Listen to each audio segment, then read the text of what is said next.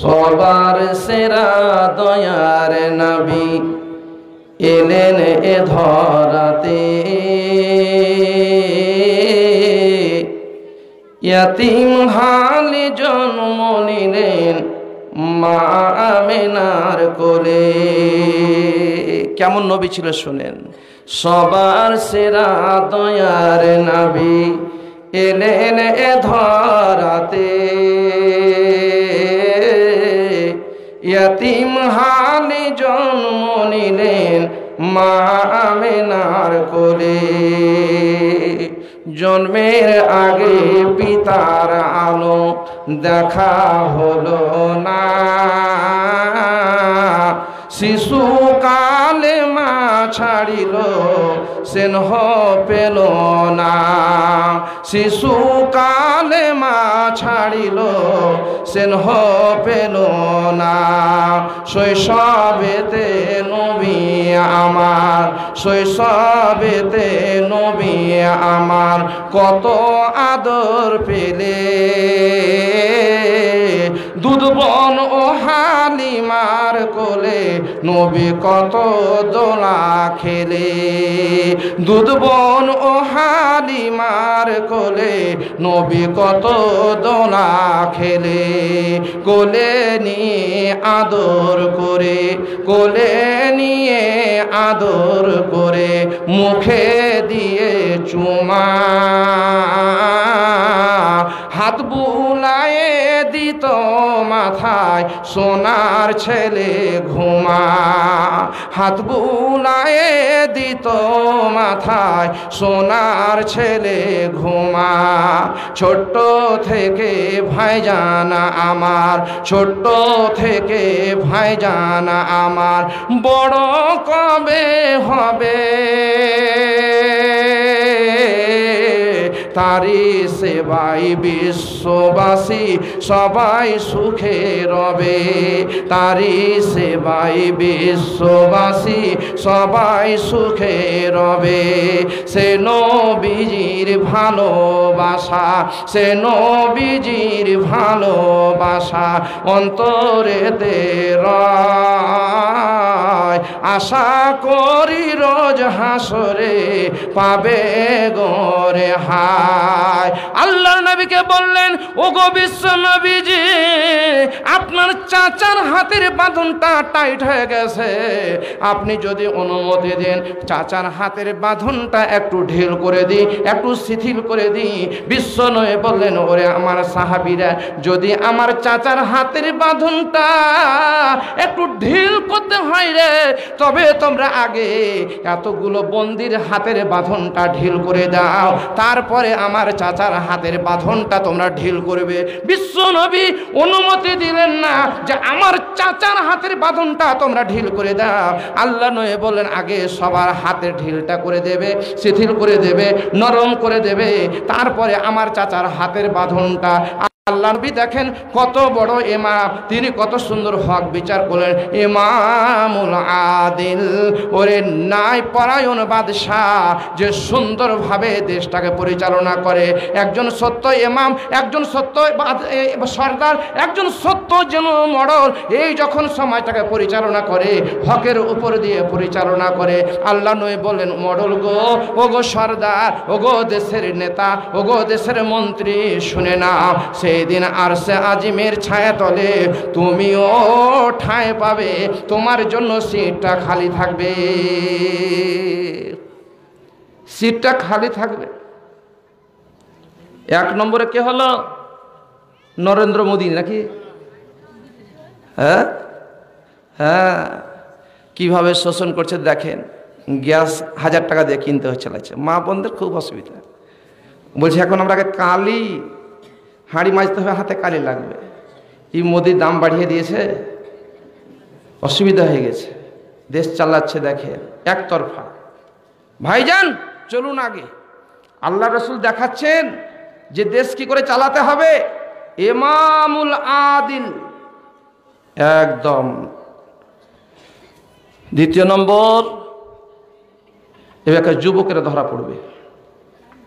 যুবক, যে সমস্ত যুবকেরা 5 ওয়াক্তের সালাত আদায় করছে, 5 ওয়াক্তের নামাজ পড়ছে ওই যুবকদের কথা ওয়াশাবুন নাশা ফি ইবাদাতিল্লাহ, যেই যুবক অবস্থায় আল্লাহর ইবাদত করলো। সুবহানাল্লাহ। বুড়া মানুষ তো বহু বেটির কাছে যখন বাড়িতে বেশি হয়ে যায়, মাথার কাপড় বহু বেটি ফেলতে পায় না, তখন বুড়া মানুষটা মসজিদে বসে থাকে। বুড়া অবস্থায় ফেরে ইবাদত তো, আর একটা যুবক অবস্থায় বুঝলেন নামাজ আর একটা বুড়া অবস্থায় নামাজ পার্থক্য আছে।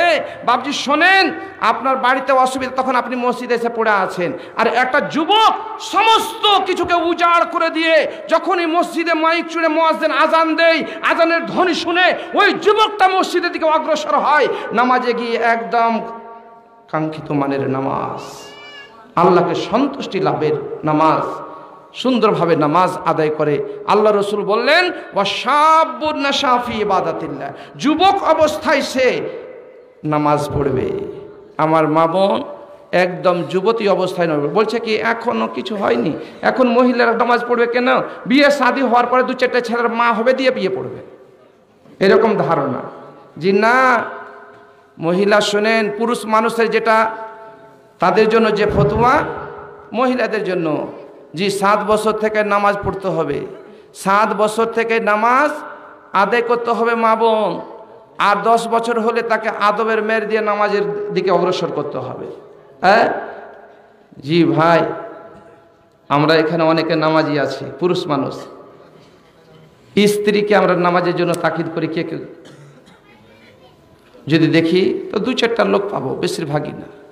শোনেন ভাইজান আমার, আল্লাহর নবী বিশ্ব নবী জনাবে মুহাম্মদুর রাসূলুল্লাহ সাল্লাল্লাহু আলাইহি সাল্লাম বললেন ওয়াশাবুন নাশা ফি ইবাদাতিল্লাহ, ওই যুবকটা, যেই যুবকটা যুবক অবস্থায় আল্লাহর ইবাদত করে আর সাজিমে ঠাঁই পাবে। ভাইজান, এটা তাবলিগি জালসা হলেও একটা কথা মনে রাখবেন যে এই জালসার একটা খরচ আছে। আপনারা বসেন, কিছু মূল্যবান কথা আপনাদের সামনে তুলে দেওয়া হবে। জানেন, আমরা পুরুষ মানুষ, মানুষের কথা শোনার পরে, মহিলারাও মানুষের কথা শোনার পরে আমরা লাগান ভিড়ান বেশি করি, চায়ের দোকানে বসে আলোচনা করি, যেখানে সেখানে আলোচনা করি। এই আলোচনাগুলো পুরুষ মানুষ মহিলাদের মধ্যে ভয়, বিড়ি বাঁধতে বসে বসে আলোচনা হয়। এবার বলেন, মহিলা ও পুরুষের দল, এই কাজটা কি আমার যুবক অবস্থায় যে করলাম, এই কাজটা কি আল্লাহকে সন্তুষ্ট করার জন্য হলো? জি না, আল্লাহকে সন্তুষ্ট করার জন্য হলো না। এই কাজটা আল্লাহ তাআলা, এই কাজে তিনি তুষ্ট থাকবেন, তিনি নারাজ থাকবেন। এই জন্য আমাদের উচিত হবে যে ইবাদত করব আল্লাহকে খুশি করার উদ্দেশ্যে। কোনো কাজ করব, নোংরা কাজ, যেই কাজে আল্লাহ অসন্তুষ্ট হন, এই রকম কাজ আমি বর্জন করব, যাতে করে আল্লাহর আরশে খানাতে, আরশে আমি ঠাঁই পেতে পারি। আল্লাহ তাআলা আমাকে সেই জায়গায় ঠাঁই দেন, সেই জায়গায় স্থান দেন। এই কাজটা আমাদের করতে হবে। 3 নম্বরে বলছেন, ওই যুবক, যেই যুবকের 1 ওয়াক্তের নামাজ পড়লো, ফের কাজ করছে, 1 ওয়াক্তের নামাজ পড়লো, ফের ব্যবসায় গিয়ে ব্যবসা করছে, দোকান চালাচ্ছে, আর মনটা মসজিদের দিকে টানাছে, কখন আজান হবে, কখন আজান হবে, নামাজের দিকে যাব। আল্লাহ রাসূল বললেন ওয়ারাজুলুন কালবুহু মুআল্লাকুন ফিল মাসাজিদি, ওই যুবক, যে যুবক 1 ওয়াক্তের নামাজ পড়ল, আবার চলে গেল কাজে, আবার কাজে গিয়ে সেখানে কেন আল্লাহর দিকে, আল্লাহর সেই ইবাদতখানার দিকে, যে ঘরটা ইবাদতখানা, যেই ঘরটা আল্লাহর ঘর, এই ঘরে তার মনটা টানা থাকবে। ওই লোকটার জন্য আল্লাহ তাআলার নবী বলছেন আরশে আজিমের ঠাঁই পাবে। আল্লাহর রাসূলের একজন সাহাবী গো, সাহাবীটার নাম জানেন? মনে রাখেন, তামিম দারি। তামিম দারি প্রতিদিন মসজিদে আসে, এসে তাহাজ্জুদের নামাজ পড়ে, ফের নামাজ পড়ে ফজরের, দিয়ে বাড়ি যায়। একদিনকার ঘটনা, মসজিদে বসে বসে, মসজিদের নববীতে বসে বসে কাঁদছে, ডুকরে ডুকরে কাঁদছে। একটা বাচ্চা ছেলে যেমন মায়ের কাছ থেকে কিছু পাওয়ার জন্য ফেফড়ে ফেফড়ে কাঁদে, কি মা 10 টাকা দে না, 5 টাকা দে না, এই জন্য কাঁদে। ওই রকম ওই মসজিদে নববীতে আল্লাহ নবীর সাহাবী, যে সাহাবীর নাম হলো তামিম দারি, এসে কাঁদছে। বলছে, সাথীরা তুমি কাঁদছো কেন? মসজিদে নববী হলো একটা ইবাদতের জায়গা, এখানে ইবাদত করো। খুব বেশি হলে তুমি আল্লাহর কাছে দোয়া করো, চোখের পানি তোমার হালকা হালকা ঝরবে, কিন্তু তুমি যে চিৎকার করে কান্না করছো, এটা কান্না কেন? বলছে, ভাই তোমরা জানো না, আমি একটা বড় জিনিস হারিয়ে দিয়েছি, আমার কাছ থেকে খুব বড় জিনিস চলে গেছে, এমন বড় জিনিস হারিয়ে গেছে, সেই জিনিস হারানোর উদ্দেশ্যে আমি বড় অনুতপ্ত, আমি বড় দুঃখিত, আমি বড় কষ্ট পাচ্ছি যে আমার কাছ থেকে হারিয়ে গেছে। ওগো তামিম দারি, তুমি কি হারিয়েছো বলো না? তামিম দারি বলছেন, সাথীরে, ও আমার সাথীরা, এই মসজিদে ফজরের টাইমে একটা আজান হয়, ফজরের আগে একটা আজান হয়, খানা কাবাতে ফজরের টাইমে একটা আজান হয়, ফজরের আগে সেহরি খাওয়ার টাইমে তাহাজ্জুদের আজান বলেন কিংবা সাহরির আজান বলেন, আজান হয়। দুই মসজিদে দুটা করে আজান হয়। প্রথম আজানের পরে মানুষরা ওই মক্কাতে, মক্কা মুকাররমাতে, মদিনা মুনাওয়ারাতে তারা তাহাজ্জুদের নামাজের জন্য ছুটে চলে যায়।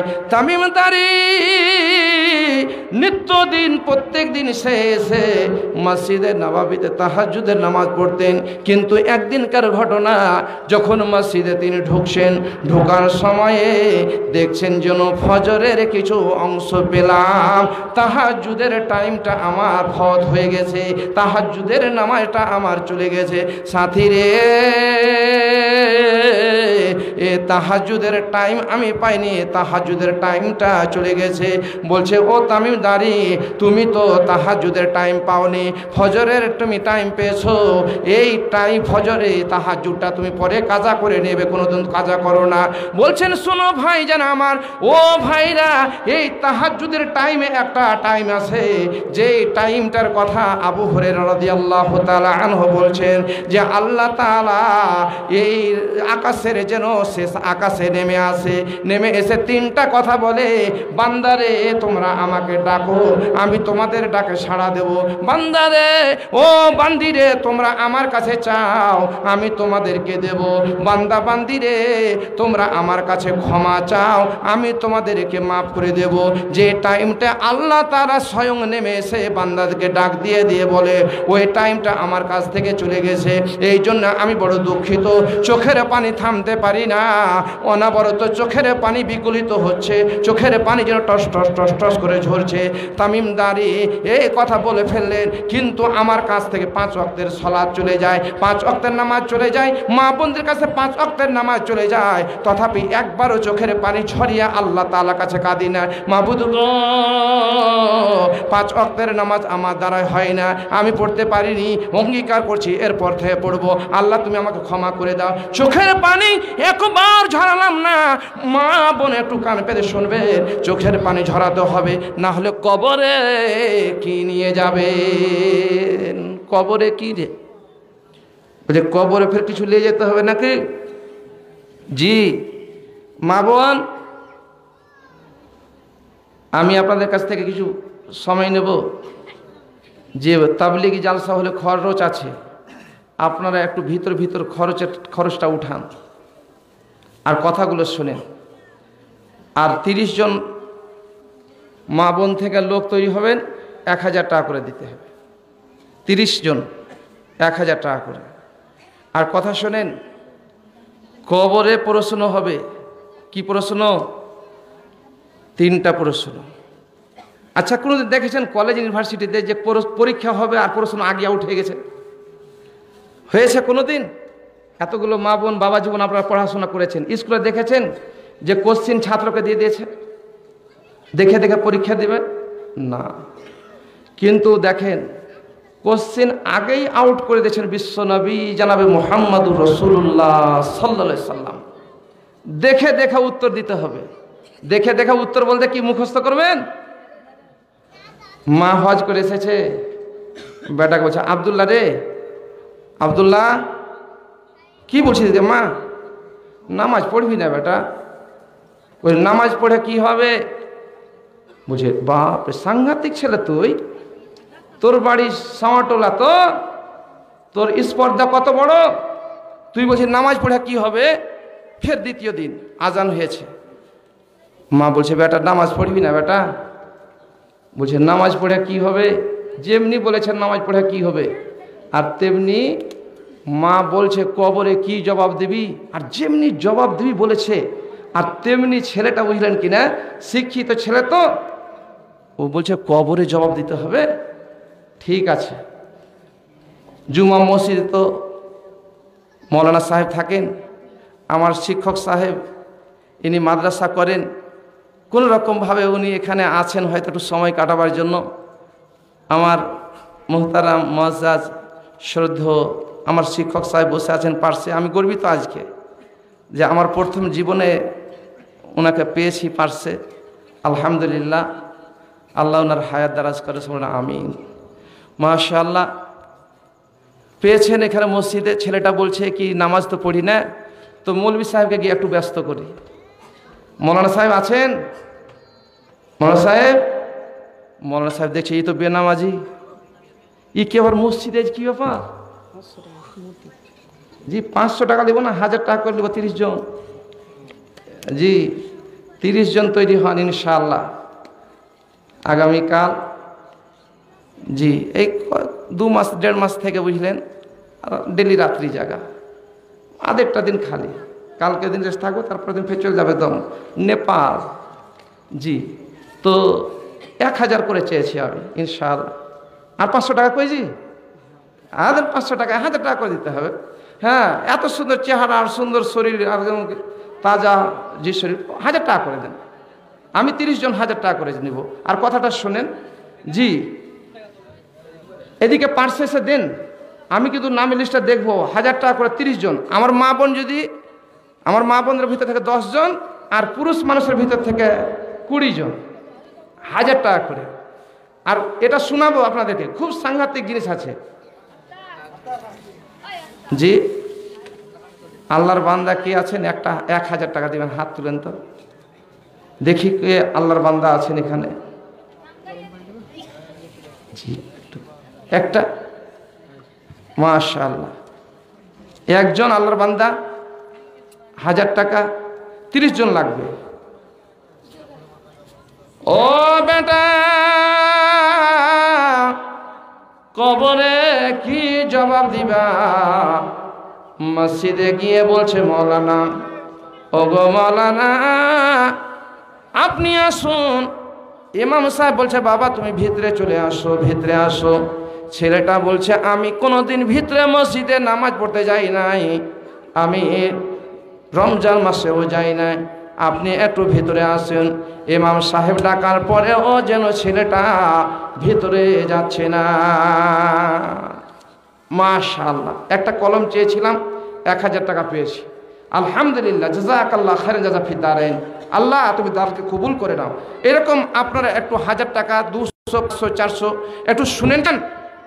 এবার বলছে কি, মৌলানা সাহেবকে ডেকে বলছে মৌলানা একটু কাজ করেন না, কবরে কি প্রশ্ন হবে এই প্রশ্নগুলো একটু আমাকে খাতাতে লিখে দেন না। এ বেকু মৌলানার কাছে প্রশ্ন লিখে গেছে, বলছে তাহলে ঠিক আছে, এদের দল বল বেশি, বেনামাজির দল বেশি, যদি আমি লিখে না দিই তো ফের আমাকে ধরবে ওইখানে। ইমাম সাহেব ভয়ে বলছে লিখো মান রব্বুকা, মান রব্বুকা লিখে নিল, মা দিনুকা, মা দিনুকা লিখে নিল, মান নবিয়ুকা, নবীর ব্যাপারে বলা হচ্ছে লিখে নিল। বলছে মৌলানা একটু উত্তরটা আমাকে লিখিয়ে দেন। মাশাআল্লাহ, জাযাকাল্লাহ খায়র। আলহামদুলিল্লাহ। জি উঠে যাবেন না,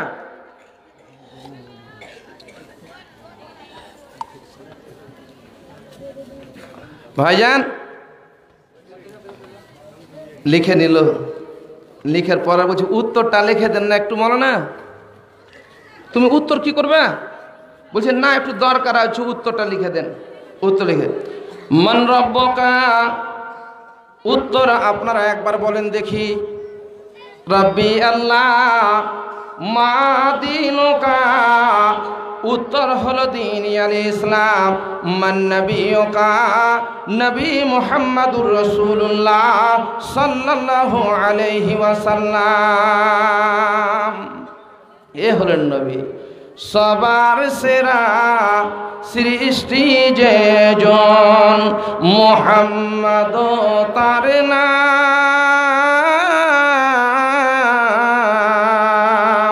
तमाम आलम दरूद पढ़े सल्ले अला वसल्लम। सबार सेरा सृष्टि जे जन मुहम्मद तार नाम। तमाम आलम दरूद पढ़े सल्लल्लाहु अलैहि वसल्लम। আল্লাহর নবীর ব্যাপারে বলা হচ্ছে, এই নবীর ব্যাপারে মান নবিয়কা, নবী মুহাম্মদুর রাসূলুল্লাহ সাল্লাল্লাহু আলাইহি সাল্লাম ছেলেটা সমস্ত কিছু লিখে নিল। লিখে নেওয়ার পরে বাড়ি গেছে। রাত্রে যখন এশারের আজান হয়েছে, হাইয়া আলাস সালাহ হাইয়া আলাল ফালাহ, মা বলছে আব্দুল্লাহ রে, এ বেটা আব্দুল্লাহ নামাজ পড়বি না রে বেটা? বলছে মা নামাজ পড়ে কি হবে? মা বলছে বেটা রে কবরে কি জবাব দিবি? আর যেমনি বলেছে কি জবাব দিবি, আব্দুল্লাহ চটচট করে মাকে বলছে মা কবরে জিজ্ঞাসা করা হবে মান রব্বুকা, আর উত্তর হলো রব্বি আল্লাহ। মা গো দ্বিতীয় নম্বর জিজ্ঞাসা করা হবে মা দীনুকা, তোমার দিন কি ছিল? উত্তর হবে দীন আল ইসলাম। মা গো কবরে প্রশ্ন করা হবে মান নবিয়ুকা, এর উত্তর হবে নবী মুহাম্মদুর রাসূলুল্লাহ সাল্লাল্লাহু আলাইহি ওয়াসাল্লাম। মা তোমার বাপের ক্ষমতা দেখি তুমি একবার বলো তো। মা বলছে উল্টা চোর কোতোয়াল কো ডাঁটে। হ্যাঁ, মা বলছে যে আমল করব, ইবাদত করব, নামাজ পড়ব, ভালো কাজ করব, প্রশ্ন হবে, উত্তর মুখ দিয়ে বেরিয়ে যাবে।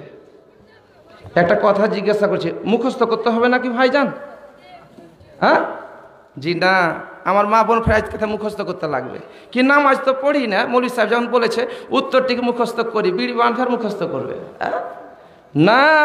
মা নামাজ পড়তে হবে, উত্তর মুখ দিয়ে বেরিয়ে যাবে। ভালো কাজ করতে হবে, উত্তর মুখ দিয়ে বের হয়ে যাবে।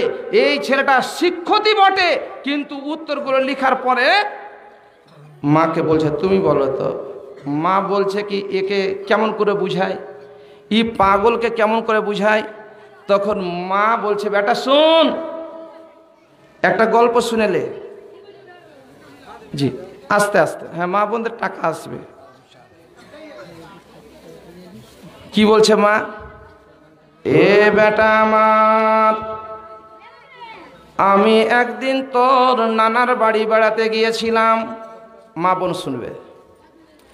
আমার মায়েরা বাপের বাড়ি বেড়াতে যায়, বাপ তখন বেটিগুলোকে নিয়ে বসে যায়, বেটি রে বস, বহুদিন পরে এসেছিস বস। বসে গেছে। তোর নানা একটা গল্প শোনালছে। কি গল্প আম্মা জান? বলছে গল্পটা হলো শোন, যে একটা লোক বাড়িতে সুন্দর সুন্দর ফুলের গাছ লাগিয়েছে। এতগুলো শৌখিন লোক আছেন, বাড়িটাকে সুন্দর করে তুলেছেন। ওই বাড়িওয়ালা বাড়ির ফুলের গাছ এবং অনেকগুলো পাখি রেখেছে। এই পাখিগুলোর ভিতরে একটা পাখির নাম হলো তোতা পাখি, যেই পাখিটার নাম হলো টিয়া পাখি। এ নাকি কথা বলতে পারে, ই নাকি কথা বলতে পারে। ওই গাছওয়ালা ফুলওয়ালা বাড়িওয়ালা খুব ধনটশালী লোকটা টিয়া পাখিকে শিখালছে কি জানেন? এই টিয়া পাখি, যে আমার বাড়ি মেহমান আসবে তাকে বলবি আসসালামু আলাইকুম, কেমন আছেন? টিয়া পাখি ঠিকই যে আসছে তাকে বলছে আসসালামু আলাইকুম কেমন আছেন, আসসালামু আলাইকুম কেমন আছেন। এ টিয়া পাখিওয়ালা তখন ঠিক কালিয়াচকে ছায়াবানির কাছে গিয়ে বলছে, আরে জানিস আমার বাড়িতে একটা পাখি আছে, ও কথা বলতে পারে, যদি তোদের বিশ্বাস না হয় তাহলে একবার যেয়ে দেখিস আমার বাড়িতে। ওরা 3টা বন্ধু এসেছে। একটা বন্ধু খুব চালাক ছিল। কি চালাক জানেন? মাশাআল্লাহ, আলহামদুলিল্লাহ, আল্লাহর কোন বান্দা বান্দি বসেছিল, 2000 টাকা দান করেছে। আমি 30 জন চেয়েছি, তার মধ্যে 2-1 জন হয়েছে, আর এটা 2 জন, তো 25 জন আরো হবে ইনশাআল্লাহ। আমি আশা রাখছি 25 জন অবশ্যই এই গ্রামে হবে 1000 টাকা করে দেনেওয়ালা লোক। শোনেন, যে আল্লাহ উদ্দেশ্যে দান করেছে তোমার বান্দার দানকে তুমি কবুল করে নাও। আল্লাহ মনে উদ্দেশ্য পূরণ করো। হ্যাঁ আল্লাহ, 1000, মাশাআল্লাহ, আলহামদুলিল্লাহ, হাইয়াকাল্লাহ, বারাকাল্লাহ। আমার ভাইজান 500 টাকা আগে দিয়েছিলেন, আর 500 টাকা দিয়ে 1000 পূরণ করে দিয়েছে। আমি যেটা চেয়েছিলাম, জি অনেক জায়গাতে চাই, অনেকেই দেয়, বুঝলেন কিনা। এই যে জালসা, আলহামদুলিল্লাহ।